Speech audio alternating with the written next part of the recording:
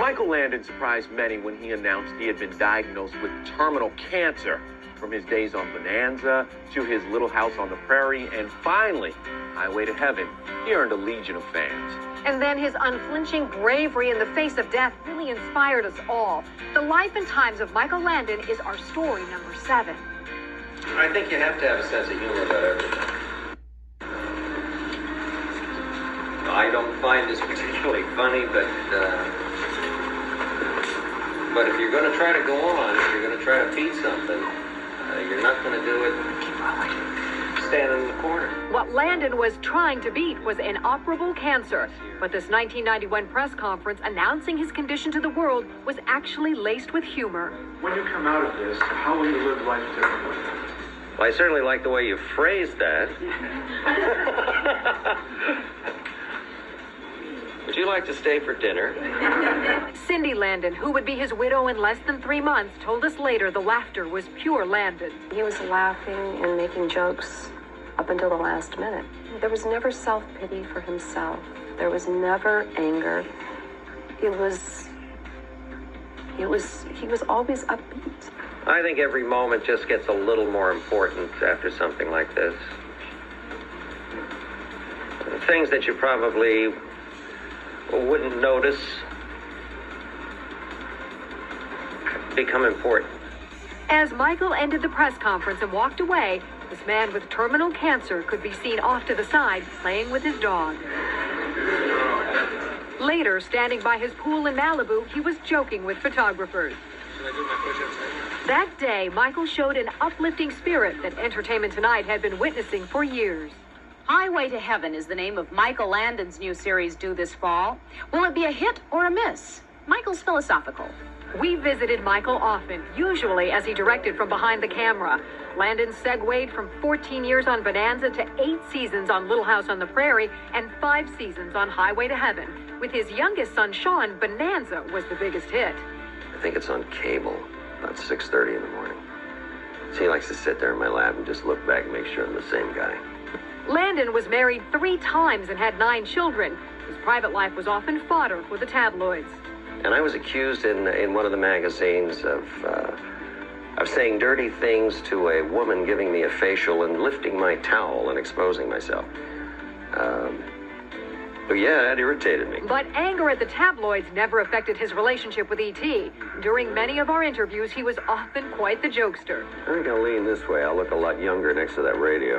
Michael was a man who had hit his stride. His crews loved him, his shows were hits, and he prided himself on their many positive messages.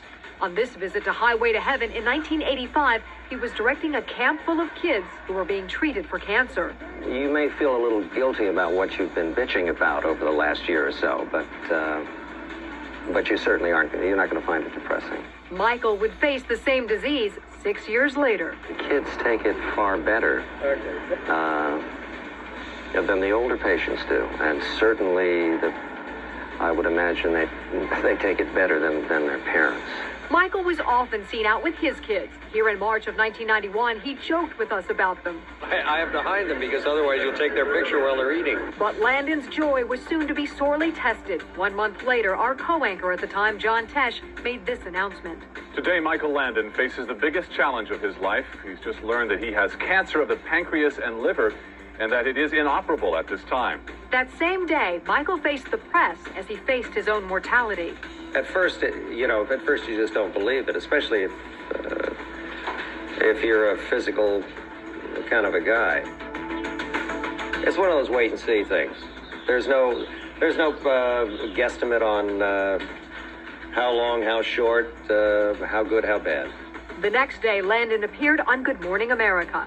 It's not really a matter of your loved ones becoming more precious to you, because they're as precious as they can be.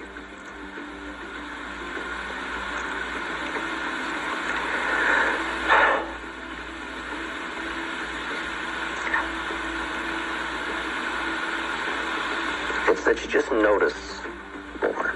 The last few days of Michael's life, how were they?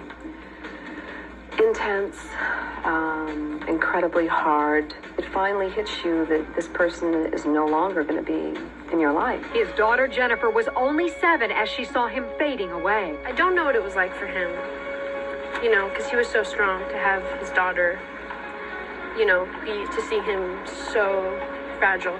His daughter Leslie shared with us a goodbye book the children gave to him just days before he passed away. We each took a page, and you could write whatever you wanted to write.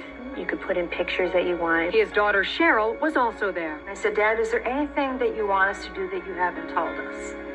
And he said, yes, just love one another. And those were the last words that I heard from my father. On July 1st, 1991, Michael Landon passed away. What is it that you miss most about Michael? Oh, gosh, there's so many things.